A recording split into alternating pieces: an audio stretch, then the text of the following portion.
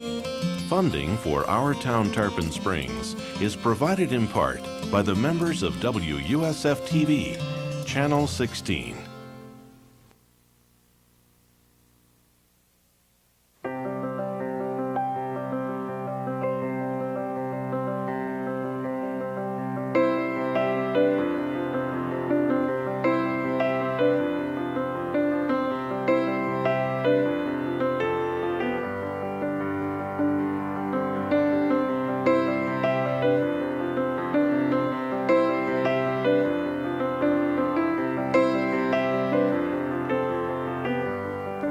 The city of Tarpon Springs is located on Florida's Gulf Coast, 30 miles north of St. Petersburg.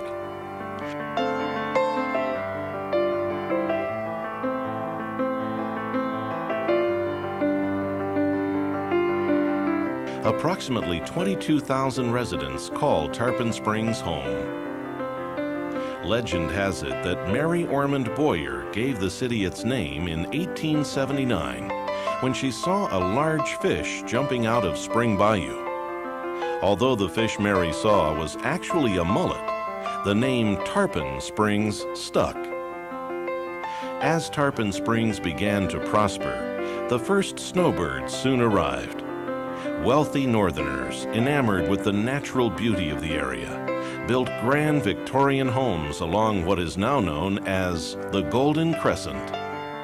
Today, one can stroll down winding sidewalks and see many graceful, elegant mansions that have been restored to their full glory. You can also experience the allure of a Mediterranean village by making a visit to the sponge docks. At the turn of the century, Greek sponge divers came to the area to harvest the abundance of sponge beds found in the Gulf of Mexico. They brought with them a language, tradition, and culture that enriches the area to this day. In fact, Tarpon Springs has the highest concentration of residents of Greek descent in the entire country. Every city has a story, and who better to tell that story than the people who choose to call her home? Sharing a common goal, a group of volunteers gathered together on a Saturday morning in early April. Each volunteer set out to showcase the places, people, and events that make Tarpon Springs so endearingly unique. Armed with a camera and a blank tape, these community producers offer us a glimpse into a day in the life of the residents of Tarpon Springs. Welcome to Our Town, Tarpon Springs.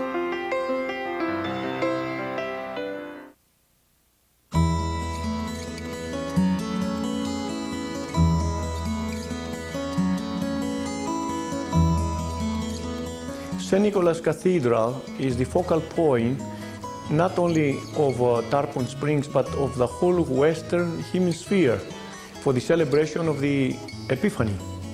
There isn't any other place in which they celebrate the Epiphany in such a traditional way as in Tarpon Springs. It has a history and roots which are very, very deeply planted. In the church, on Epiphany Day in the morning, we have the Divine Liturgy, and then we have the great blessing of the waters. We take blessed water in a bowl with some basil and a cross, of course, and with the procession we go down to the bayou, Spring Bayou, where the actual diving is taking place, and of course the actual blessing of the whole system of waters is performed. The cross, which is thrown into the Spring Bayou, represents Christ. When we throw it into the Spring Bayou, we really bless the waters, bless the people who will dive into the waters, so they will not be touched by any ailments, by any evil forces, and they come up with a cross when they retrieve it, the Blessed One, and of course he is the retriever of the cross for that year. and we have all the celebrations after that. The customs are various. They represent every part of the Greek nation. There are customs from the islands, there are customs from the mainland, there are customs from the north part of Greece. All those customs are blended into one, and they are given us as a taste of what is going on in Greece.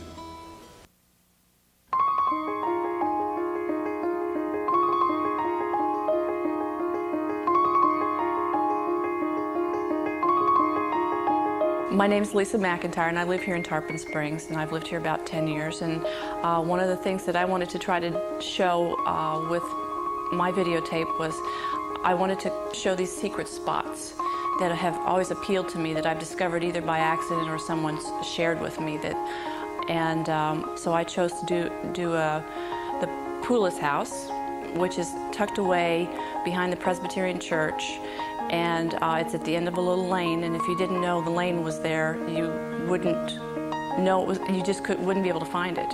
And I've driven by that road 100 times before I discovered that there was a 20s cracker house at the end of the lane. So I felt that would be something kind of intriguing, particularly to people that have lived in town for a while and may not know of its existence. And the other spot that I decided I wanted to do was there's a little garden behind the Oxford House restaurant. The first time I walked through the garden at Oxford House, I felt like I was in my own secret garden. It's not a fancy, formal garden, but it's got a very secret, welcoming feel to it.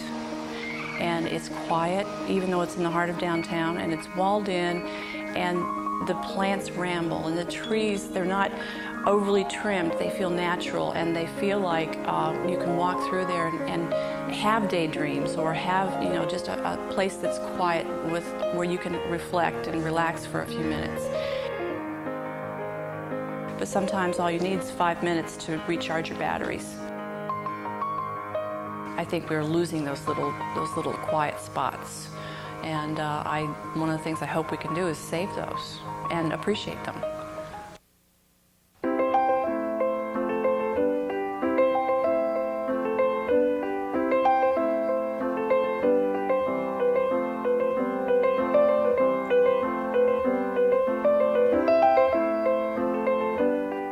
My name is Siobhan Nian, and my story is about a group of people who have gotten together to make a mosaic patio. The group that I'm affiliated with, which originates out of Tarpon Springs, Florida, is called the Garden Fairies. And we started 6 years ago with 3 women who met out at Fred Howard Park. And we now are over 130. The Garden Fairies are creative gardeners. And we take on really interesting projects, like the one we did this morning, which was mosaicing a patio, a backyard patio. Now, everybody in Florida seems to have these backyard cement pads, and we totally transformed it with a design of a dragonfly and with all different beautiful colored stained glass. And we had about 20 people with us this morning, and the idea is that when the owner gets up in the morning, the first thing that she's going to see is this dragonfly. Well, the Garden Fairies came about because a couple of us needed help in our backyards. So we got together, and that worked out so well that we started with one garden. Another person heard about what we were doing. Oh, can you come and help me? And then we decided, okay, this is an interesting concept. And after a while, we had to come up with one little rule. And the one little rule is that after you work with us 3 times, you're put on the list, and then we'll come to your house eventually.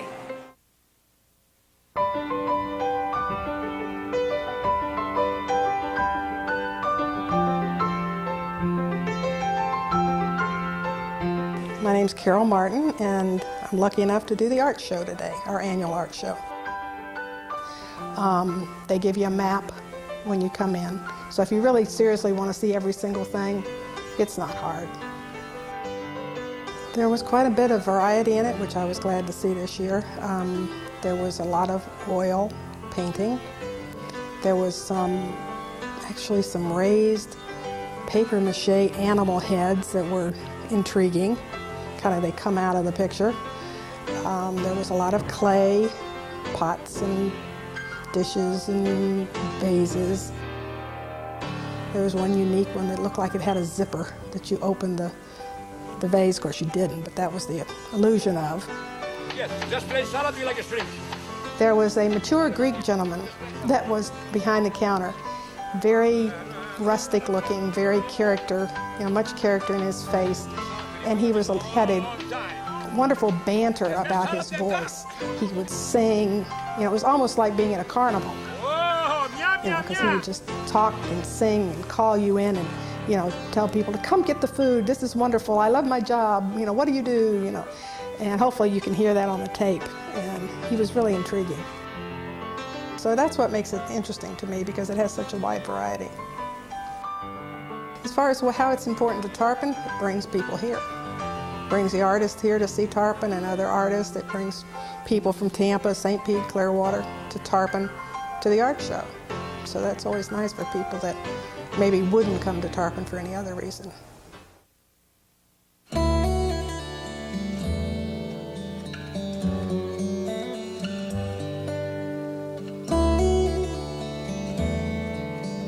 I'm Tony Leisner, and I want to talk about the Rose Cemetery, the historic black segregated cemetery here in Tarpon Springs. It dates back to the late 1800s. Now we're in the process of learning who these people are and learning their families and meeting some of the people that we previously had never even known were here. There'd been a suspicion for years that there was a black Confederate War veteran buried at the Rose Cemetery. And we found enough records to find that indeed Private Richard Quarrel, who fought as a black man for the Confederacy, was indeed buried there. Two or three of the grave sites have conch shells on them. And a lot of the families that are buried at the Rose Cemetery now still are remembered by their offspring and descendants who come out and replace the conch shells as a symbol of their Bahamian ancestry on there. We haven't quite figured out the one fellow who got buried with his bed there. He said it was his favorite place to rest, and so surrounding his headstone is his metal bed frame, and we assume he's resting peacefully and just where he wanted to be. Now we've got people donating headstones. We've got people donating equipment to do cleanup over there. Just had a great donation of some beautiful, beautiful new gates and an archway. It's just doing something for a part of the community that wasn't recognized. And that's something that can be corrected. We can do something about that today.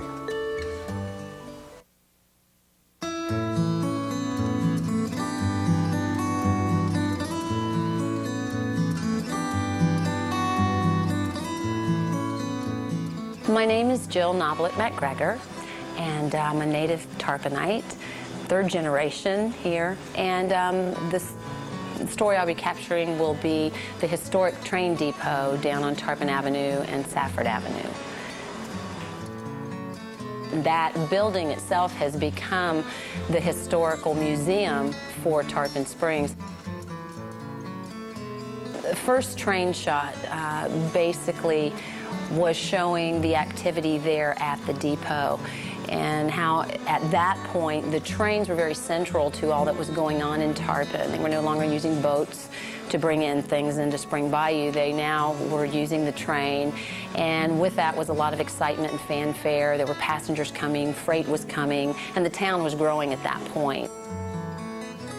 Peter Dimmons was a Russian immigrant who had been working at a saw manufacturer in Sanford, and that kind of went defunct, and so he wanted to get into something else and decided to get into the railroad business, but the trains only came as far as Sanford where he was, so he came up with the idea to create a rail line of his own, which was the Orange Belt Railroad.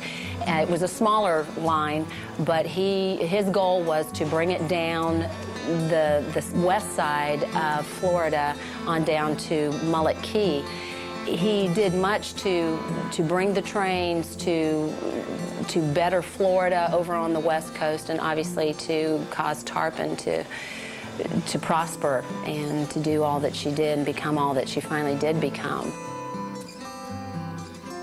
The trains ceased or were discontinued in 1970, so they were no longer using the rails and they just sat there. So they came up with the idea to go ahead and put a bike trail on through, and it runs all the way down, I believe, into Pinellas Park.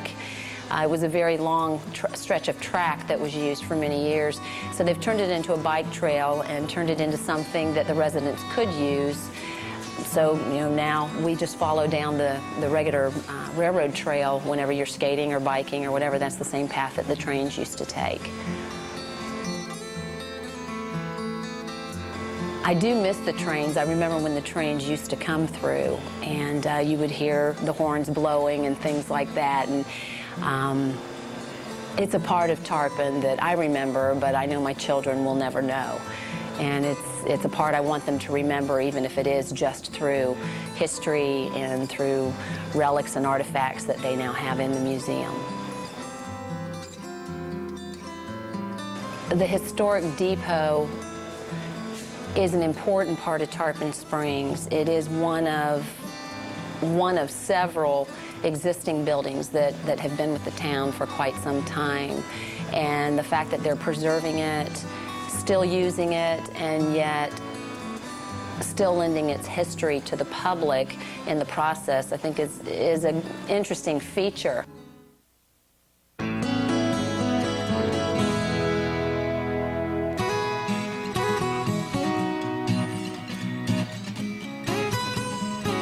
It's one of the best windsurfing spots in the country.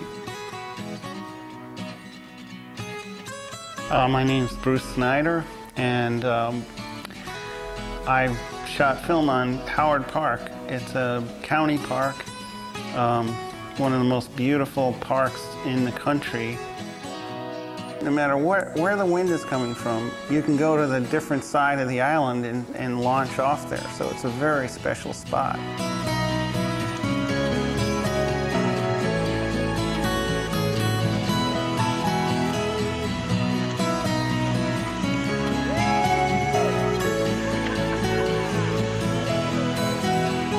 We have a community of almost 500 windsurfers there.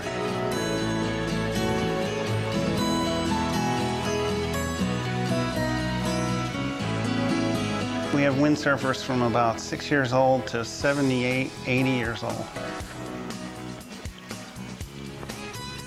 I think about 2 million people come to the park every year. You know, you're going through the park and it's just a beautiful park. But then you get to the end of where the park is, and the road the trees split open, you know, as you're driving, and you see this causeway and this island way out there, and it just took our breath away. It was really, honestly, like we died and went to heaven.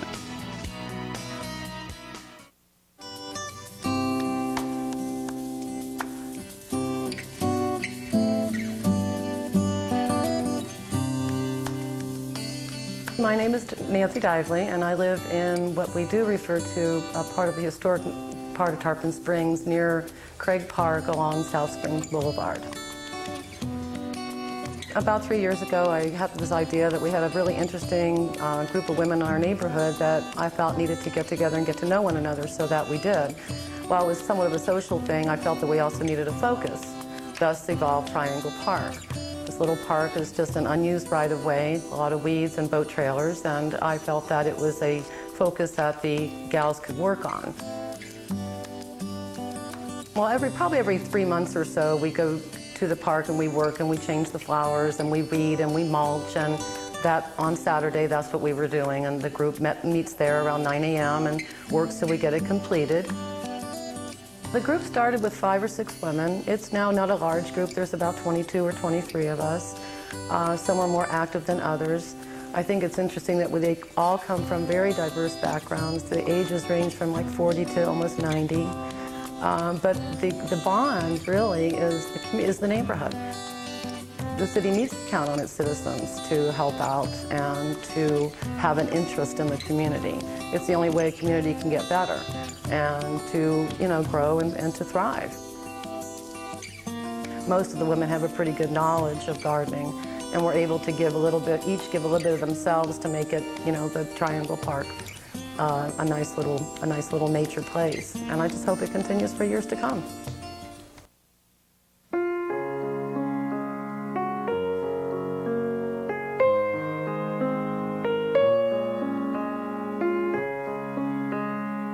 Yeah, my name is Michael Races. We moved here in 1964 to Tarpon Springs from Gary, Indiana, and basically I want to sort of look at sort of the Greek experience through my mother.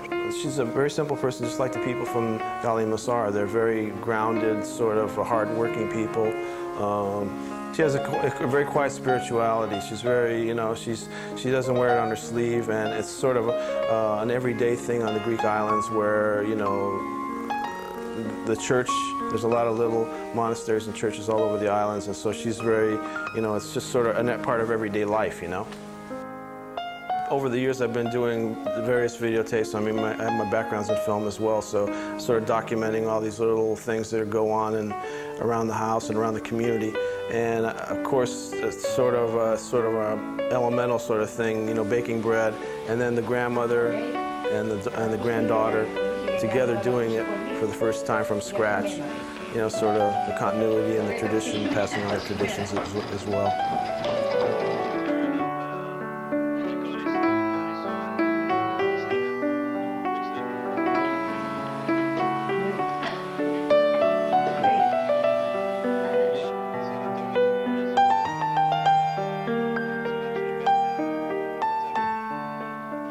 Well, I'm very interested in traditional things and passing on folk culture, and just, these things are going to be lost in the next generation probably.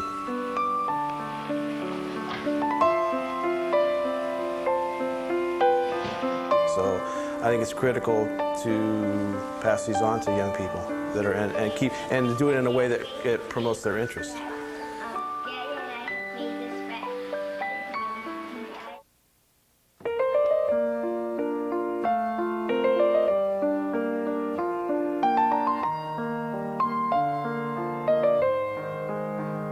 I'm very fond of the museum, but I don't want to talk too much about the collection because I want people to come in and see it.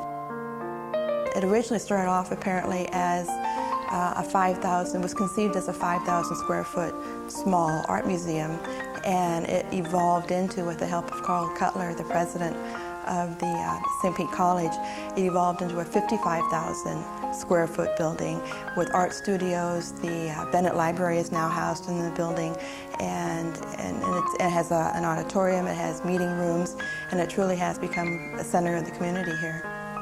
I'm obviously crazy about the fact that Tarpon Springs was lucky enough to get this museum, and it came from a local man, or somebody who was from out of town, from Michigan, and Alan Lipa and his wife Isabel moved to Tarpon Springs, and they loved the small town atmosphere, and they kind of walked around the area saying, we have this wonderful art collection to give, and for a long time no one really believed them.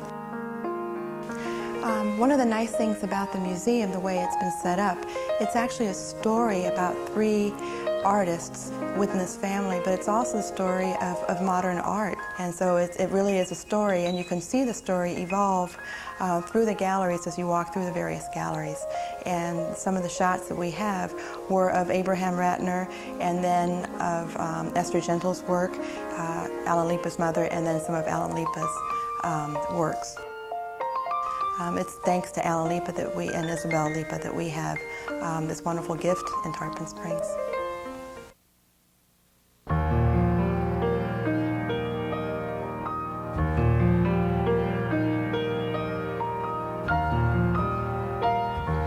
I'm Kathleen Monahan, the Cultural and Civic Services Director for the City of Tarpon Springs.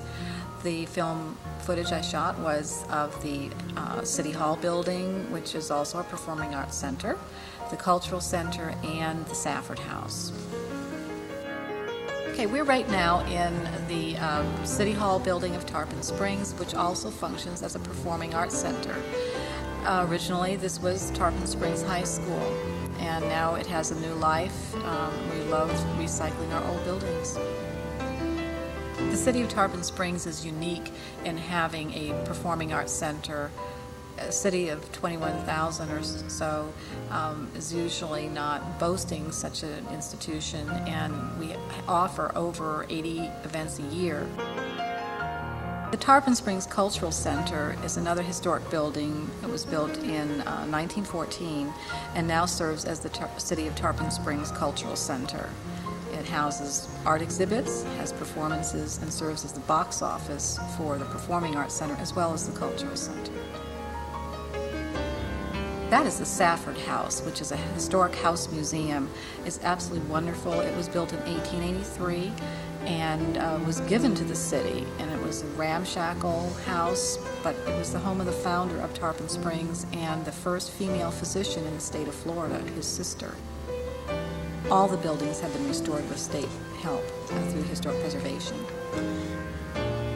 I believe the appreciation for Tarpon Springs history goes back to at least the 70s with active citizens who were members of the Historical Society, formed the Historical Society, and preserving buildings was a big issue with them. After that, in the 80s, a lot of local business people who own property in the downtown, who are third-generation Floridians, put money into their own buildings.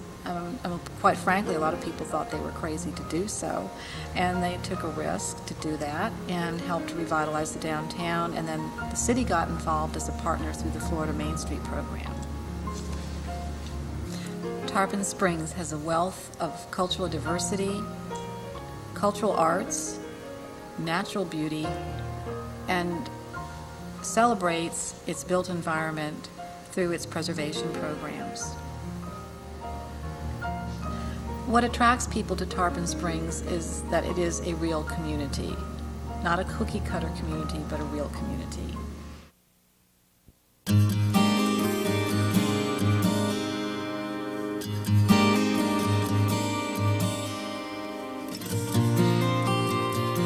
I'm Geraldine Cornelius from the Shepherd Center in Tarpon Springs, and just wanted to showcase the facilities that we have at the center and what we actually do at the center.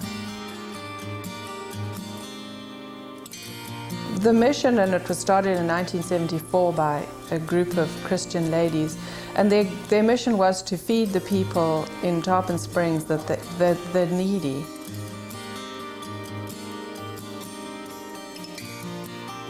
There's 5 paid staff, and the rest of the organization is run on volunteers. We do over 2,000 volunteer hours, the whole organization, a month.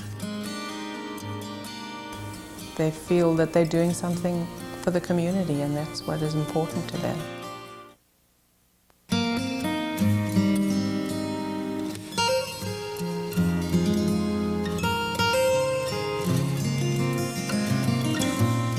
Easter, for us, the Orthodox faithful, for us, Easter is greater than the birth. In other words, is greater than Christmas. Because if it wasn't for Easter, Christmas would never have taken place in such a way we celebrate it now. Because the Easter, or Pascha as we call it, or Passover for the Jewish people, Passover is for us too, Pascha. Let me tell you, the celebrations, those celebrations, Christmas and Epiphany and Easter, it's the tremendous celebrations which cannot be extinguished from the hearts and the minds and the souls of the people.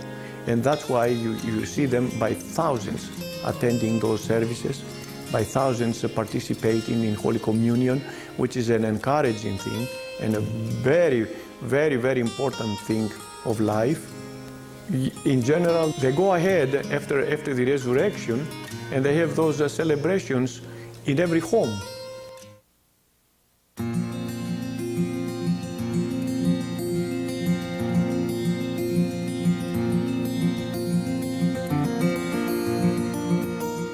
I never have invested in a backdrop yet because of Tarpon being so beautiful.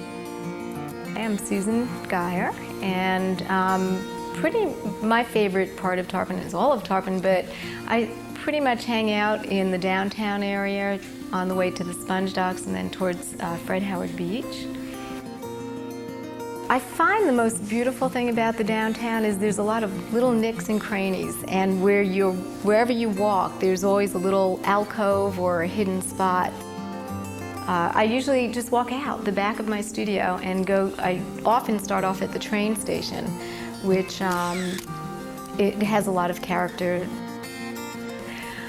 There's also some very charming older homes. And then when you get to the Sponge Docks, you have the piers and you have where the boats come in. So for the most part, it's like a little journey with my clients, and they like it too, because I really feel that when they come to the studio and they go out on some of the shoots with me, they're actually discovering Tarpon a little bit better too.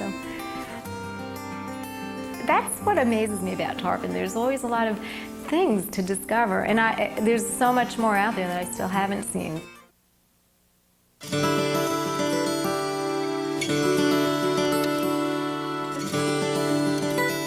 My name is Kelly Pura, and we lived out here in Tarpon Springs for 5 years. And I wanted to focus on the sponge industry and how it has affected Tarpon Springs, and namely my good friends Jamie and Solon. Tarpon Springs sponge industry developed in the late 18 to the early 1900s, and between 1905 and 1940 the industry took off and basically made Tarpon Springs the sponge diving capital of the world. My friends Jamie and Solon just got back from their first successful sponge trip on their boat. They got some great specimens today. They found some beautiful sponges, and they feel that that's going to be the key to helping Tarpon revive the industry, and to show how healthy the beds are, to show how much there's out there, what the abundance is like. Well, I think there's an overall respect for sponge divers in general because it is such an athletic, difficult, way to make a living to begin with. There's a lot of risk involved, there's a lot of danger, a lot of lives have been lost, just going out and getting sponges. It's even more unique with regards to Jamie because she is a woman, and currently there's no other woman in the area that makes a livelihood of it. I think what I respect about her the most is that not only is she willing to work as hard and as long as anybody to prove herself, she's also very much interested in, taking care of Mother Earth and the sea.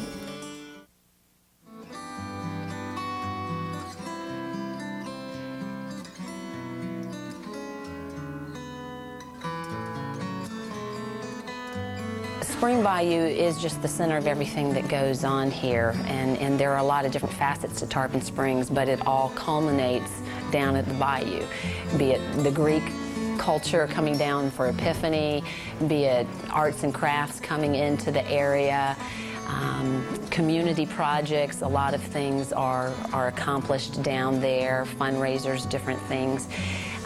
So I have memories there of people that were special to me, but of a place that's special to me too. And I think partly being born and raised here, it's just always been a part of my life. By the 1920s, Tarpon Springs was known as the resort area on the West Coast. It was bigger than St. Pete, it was bigger than anything that's out there. And people were coming from everywhere, settling, visiting, wintering, just trying to be a part of what was going on there because there was a lot going on. The Golden Crescent was simply called that because of the affluent homeowners and the grand homes that they built around the edge, and it actually made an arched shape, forming the shape of a crescent, the way the homes lined around the bayou. And the crescent itself still exists. Again, as I said, there are many of the homes that are still lived in and have been restored. Many have been changed. But it represented a time and an era of growth, and has always, I think, always been historically probably the starting point of Tarpon when we look back at the history. There were those that started the foundations and got the land surveyed and all of that, but once the homes started going up, then Tarpon was on her way, and that's what the Golden Crescent really represented. Even though Spring Bayou was the hub of the town then, it still continues to be today.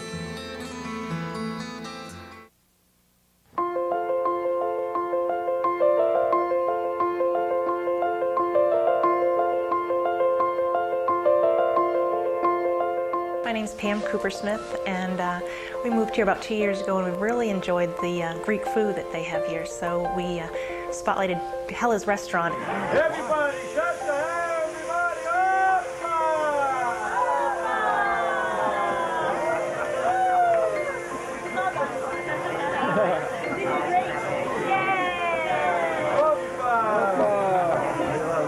It's an appetizer, and it's goat cheese, but they bring it to your table, and it's a big festive thing that they light it on fire, and the flame is huge, and everybody yells "Opa" at the same time, and it is flaming goat cheese, and it tastes really good. It's like a strong cheese. Well, this is the octopus. Another appetizer that we ordered was the fresh broiled octopus. That they bring it right to your table, and it's about 3 fingers of the octopus. That's one of the specials that they have at the restaurant.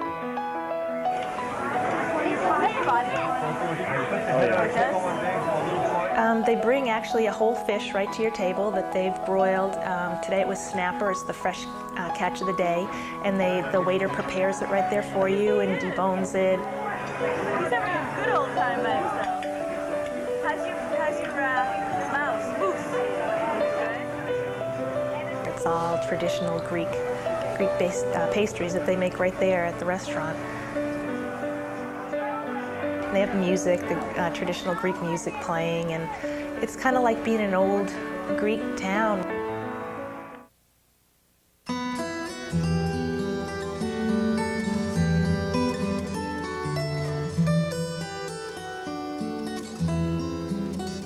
The Tarpon Springs Library is, like I said, a treasure to the community. Everyone at one time has donated something, from the marble flooring to the glass etchings on the windows to the artwork that's on the walls.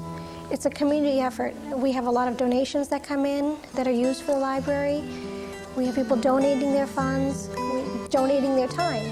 We have a wonderful genealogy section of our library, and Mr. John Kuala donates his time and comes in on Mondays and helps people look up their genealogy and their family.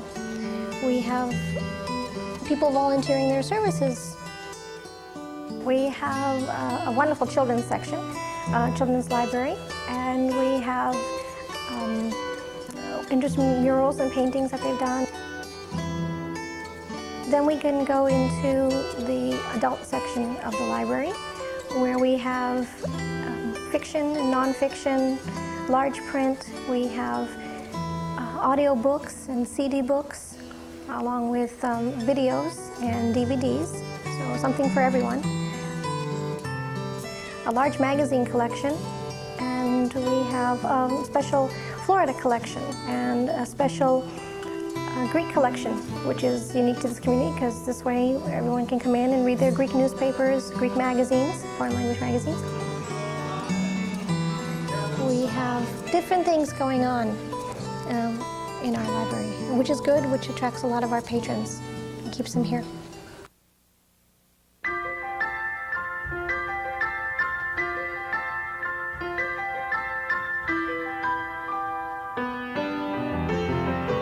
My name's Bradley Shank. My story's on the Tarpon Springs Spongers mascot. Being a high school coach and stuff, I've seen a lot of mascots in my time, the Eagles, the Hawks, there's all kinds of names, but you've never seen the Spongers. I mean, come on, Tarpon Springs Spongers is so fitting, and it's neat to have a original name like that no one else has. I love that. It's just a good town, real good town.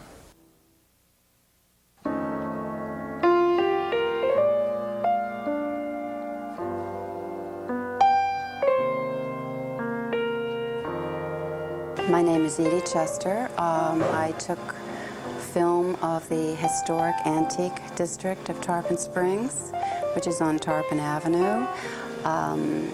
It's a wonderful experience for anyone who lives here or who vacations here.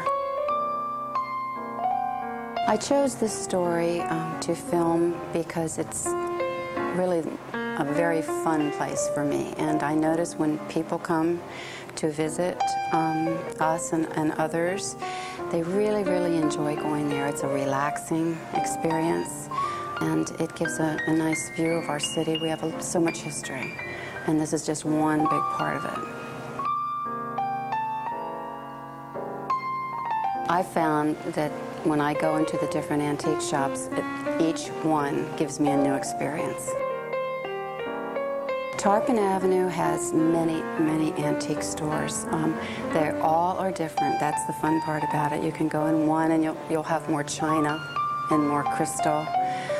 You'll go in another one and there'll be some antique clothing and doilies and postcards from all over the world.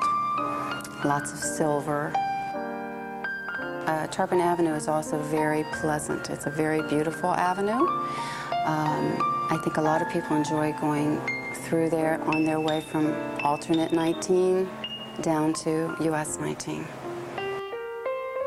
It's full of wonderful antiques, wonderful Americana, things ranging from the 1900s and before, all the way up to the 1960s and 70s.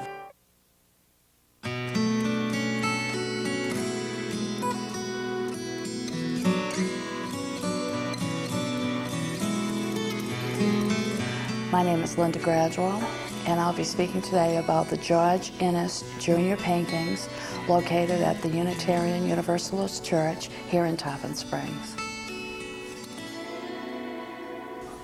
Well, we have 12 paintings in our collection, and they're all quite beautiful. And I think that probably my favorite is called The Only Hope, and it was painted in 1924. We have 2 paintings in our collection that were not painted for our church. The 2 paintings that were not painted are called The Centurion and The Last Shadow. Both of these paintings were done in Paris by our artist, and they both hung in the Louvre for over 30 years. We'd like to have a lot of people come and visit our paintings. They are truly beautiful. Everyone who comes cannot believe that our little church has these priceless paintings. We are the oldest church in Tarpon Springs, and we're also the oldest Unitarian church in the state of Florida.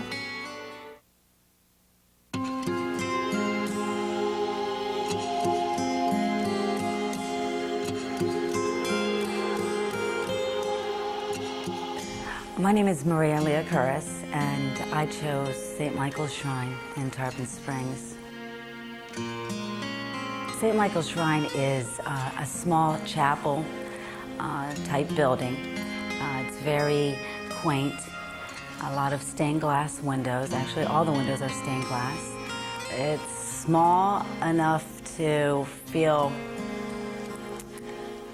homey, yet large enough to feel a sense of church. Well, St. Michael's Shrine was built in 1941, and it was built because of the famous miracle, which it happened in 1939 when the son of Jim and Maria Salikas, who are the owners and the founders of St. Michael's Shrine here in Tarpon Springs, their son Steve had become very ill. He had a vision of St. Michael that had come to him and asked for his parents to bring him an icon of St. Michael, and then he would be cured.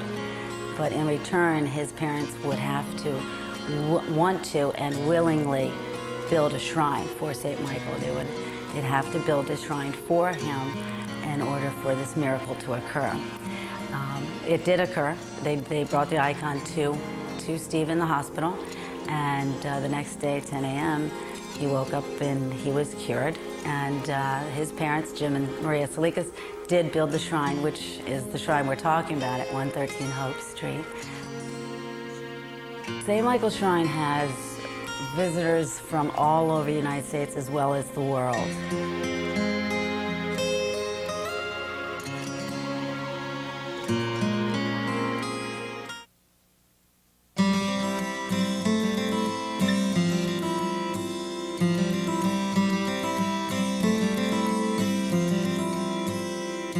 I'm Aaron Moorhead, and I decided to do the architecture of Eddie Hoffman around Tarpon Springs.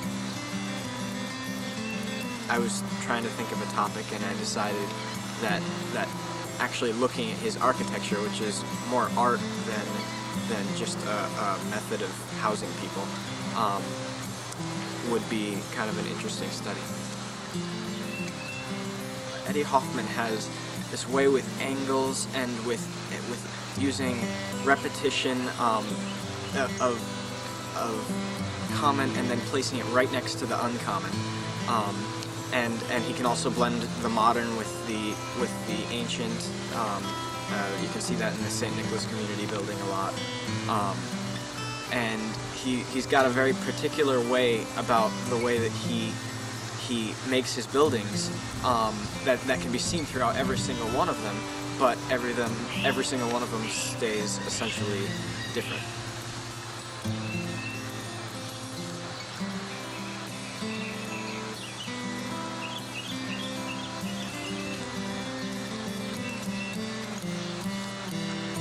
Out of all of the buildings that he's designed in Tarpon, I definitely prefer the Ratner building because I'd say that it looks like a boat.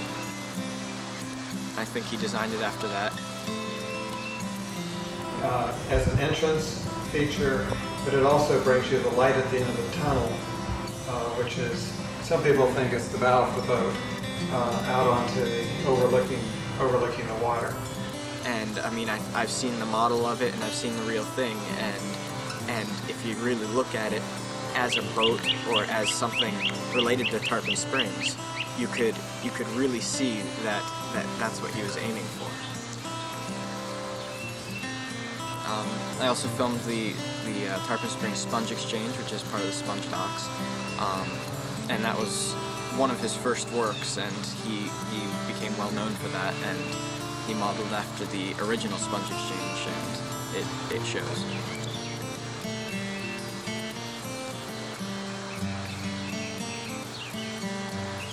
Mr. Hoffman has a surprisingly large role in Tarpon Springs history. You can't really go anywhere in Tarpon Springs without seeing his architecture somewhere, or his father's.